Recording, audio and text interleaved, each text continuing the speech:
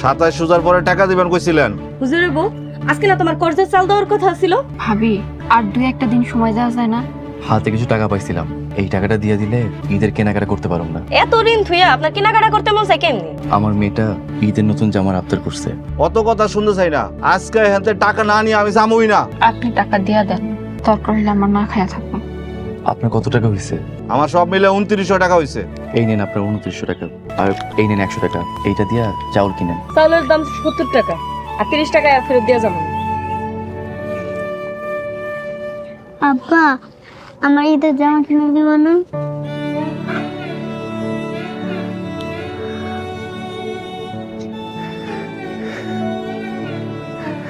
থাক আব্বা, আমার ঈদের জামা লাগবে না।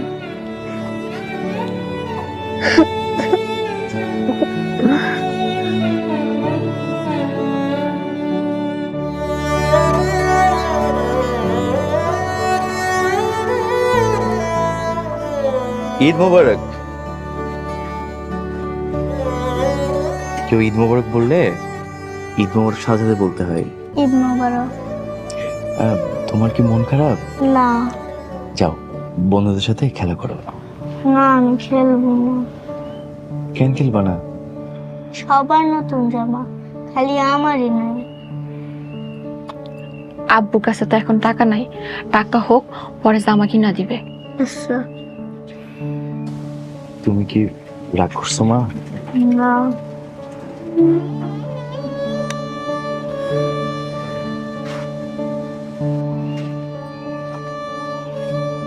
ফাতেমা আম্মা, তুমি আর তোমার আব্বুরে আমার কথা কইও না, তোমার আব্বু কষ্ট পায়।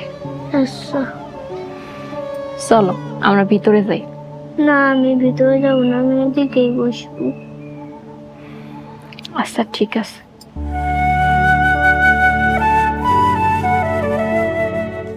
এই ইমাম সাহেব, কই যান আপনি?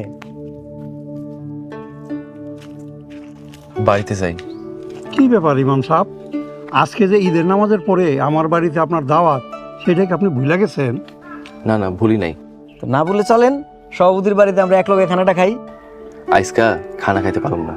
ইমাম সাহেব, তাইলে কি আপনি আমার উপরে রাগ করছেন? না, রাগ করি নাই। তো রাগ না করলে সভাপতির বাড়িতে এক লগে খানা খামু, যাইতে চাইতেছেন না কেন? আসলে আমার বাড়িতে সবাই না খায় আছে, তা করে রাইখা খানা খাইতে পারব না। না খাই আছে মানে? আপনি কি 27 রোজাতে আপনার টাকা দিলাম, সেটা দিয়ে কি আপনি বাজার করেন নাই? আপনার 27 রমজানে যে হাদিয়া দিছেন, সেই